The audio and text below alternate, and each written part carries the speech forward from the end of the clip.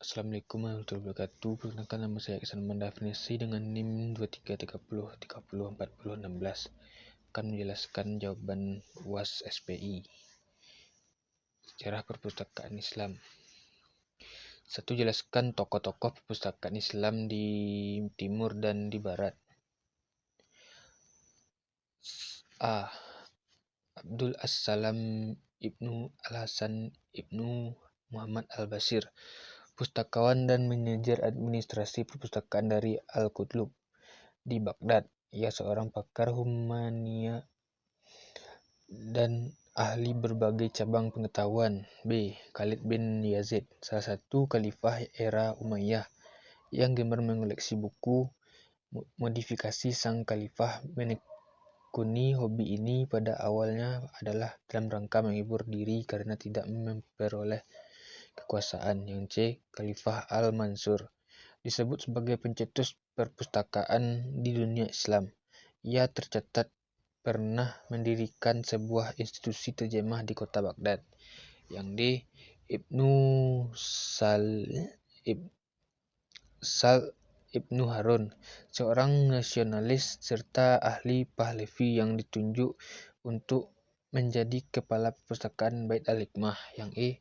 Khalifah Al-Hattam II, dikenal sebagai salah satu sarjana terbaik. Dirinya juga membangun sebuah perpustakaan yang sangat bagus dan mengumpulkan berbagai buku dari segala cabang ilmu pengetahuan. Yang F. Ibnu Al-Nadim, sejarawan yang memberikan nama-nama lemari kebijaksanaan kepada Bait Al-Hikmah. Yang G. Ibnu Said Al-Andalusi, ulama yang memberikan nama-nama lemari kebijaksanaan kepada Bait Al-Hikmah. H.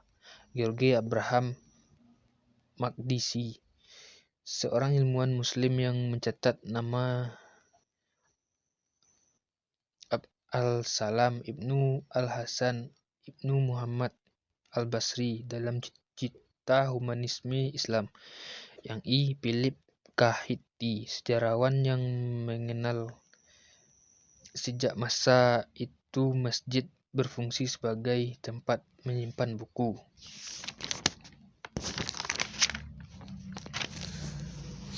J. Hiti, sejarawan yang mengungkapkan bahwa pekerjaan di perpustakaan Basra adalah para sarjana dan mereka mendapat upah dari pendiri perpustakaan. Selanjutnya nomor 2, perkembangan perpustakaan Islam di masa pemerintahan Daulah Umayyah dan Abbasiyah. Yang pertama, masa Daulah Umayyah 661 sampai 750 Masehi. Awal perkembangan perpustakaan pada masa ini masih dalam tahap awal pengembangan. Kebanyakan perpustakaan masih berupa koleksi pribadi yang dimiliki oleh khalifah dan para cendekiawan. Yang kedua, pengaruh tradisi sastra Arab. Tradisi sastra Arab dan peningkatan minat terhadap ilmu pengetahuan sastra dan puisi mendorong terbentuknya koleksi-koleksi buku yang lebih terorganisasi. Yang ketiga, pendirian perpustakaan di Damaskus. Khalifah Umar bin Abdul Aziz dikenal karena mendirikan perpustakaan di Damaskus yang menjadi pusat bagi para ulama dan cendekiawan untuk mempelajari berbagai ilmu. Selanjutnya, masa Daulah Abbasiyah 750 sampai 1258 Masehi. 1. Rumah kebijaksanaan (Bait Al-Hikmah) didirikan di Baghdad pada abad ke-8 oleh Khalifah Harun al-Rasyid dan diteruskan oleh anaknya Al-Ma'mun. Bait Al-Hikmah menjadi pusat penerjemahan, penelitian, dan pengajaran. Koleksinya meliputi berbagai, yaitu dari Yunani, Persia, India, dan tradisi lainnya. Yang kedua, penerjemahan dan ilmu pengetahuan. Banyak karya-karya penting dari bahasa Yunani dan Persia diterjemahkan ke dalam bahasa Arab. Ini termasuk karya-karya filsafat, ilmu pengetahuan, kedokteran, astronomi, dan matematika. Yang ketiga, pengembangan perpustakaan di kota-kota lain. Selain Baghdad, kota-kota seperti Kairo, Yordania, dan Timbuktu juga memiliki perpustakaan besar yang menjadi pusat ilmu pengetahuan. Dukungan Khalifah dan elit Khalifah Abbasiyah sangat mendukung perkembangan ilmu pengetahuan dan perpustakaan. Yang kelima, peran cendekiawan Muslim. Banyak cendekiawan Muslim seperti Al-Andi, Al-Farabi, dan Ibnu Sina yang memberikan kontribusi besar dalam ilmu pengetahuan dan pemikiran. 3. Kontribusi intelektual Islam bagi dunia Eropa. 1. Ilmu pengetahuan dan matematika. A. Aljabar dan matematika. Al-Khwarizmi memperkenalkan aljabar dan sistem bilangan desimal. Yang B. Astronomi. Al-Zarkali dan Al-Batani membuat pengamatan astronomi yang mempengaruhi ilmuwan Eropa seperti Copernicus. Yang C. Optik. Ibnu Al-Haytham menulis kitab Al-Namazir yang menjadi dasar optik modern. Yang kedua, kedokteran. A. Ibnu Sina. Karyanya The Canon of Medicine. B. Al-Razi menulis karya medis tentang penyakit menular dan farmakologi. Yang ketiga, filsafat dan teologi. Ibnu Rashid, karyanya dalam filsafat Aristotelian mempengaruhi Eropa, termasuk Thomas Aquinas. Yang kedua, Al-Farabi dan Al-Ghazali membahas hubungan filsafat dan agama. Yang keempat, teknologi dan inovasi. A. Kincir angin dan teknik irigasi. Yang kedua, yang B. Kertas. Yang selanjutnya, yang kelima, literatur dan seni. Yang A. Penerjemahan naskah kuno. Yang B. Pengaruh dalam arsitektur. 4. Dalil-dalil Al-Quran tentang perpustakaan Islam. Bismillahirrahmanirrahim. Iqra bismi rabbikal ladzi khalaq.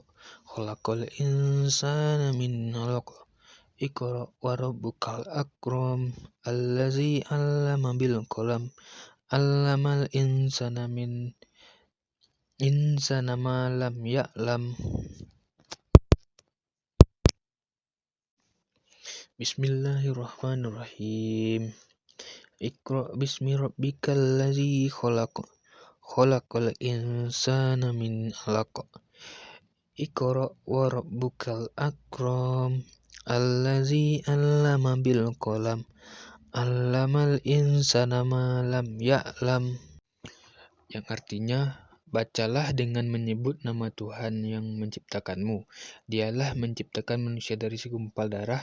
Bacalah, dan Tuhanmulah yang maha mulia, yang mengajar atau manusia dengan pena. Dia mengajarkan manusia apa yang tidak diketahuinya. Ayat ini menekankan pentingnya membaca dan belajar, yang merupakan dasar utama keberadaan perpustakaan. Yang kedua, surah Al-Yunus ayat 110. 5. Faktor kemunduran perpustakaan Islam baik internal maupun eksternal. Faktor internal yaitu 1. Konflik internal.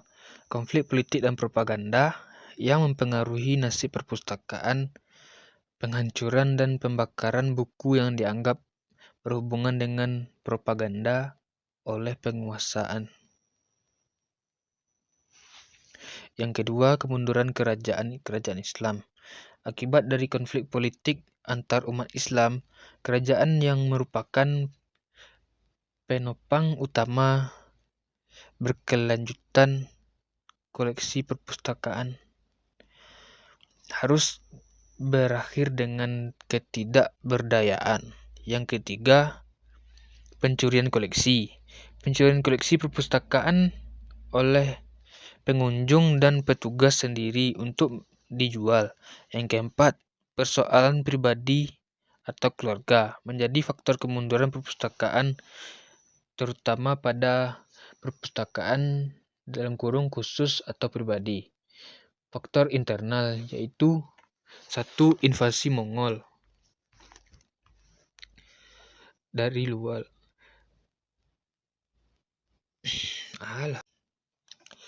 5. Faktor kemunduran perpustakaan Islam baik internal maupun eksternal.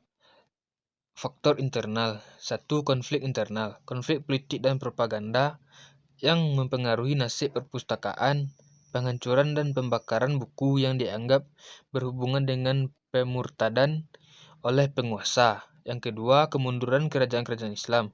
Akibat dari konflik politik antar umat Islam, kerajaan yang merupakan penopang utama berkelanjutan koleksi perpustakaan harus berakhir dengan ketidakberdayaan.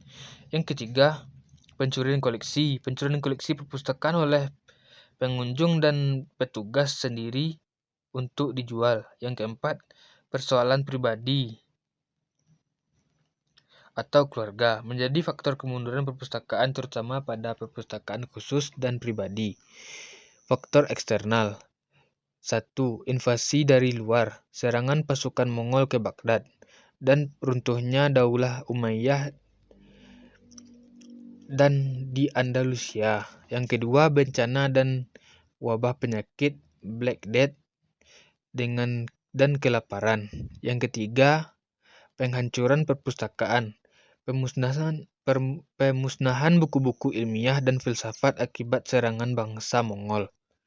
Baik, sekianlah itu dari saya.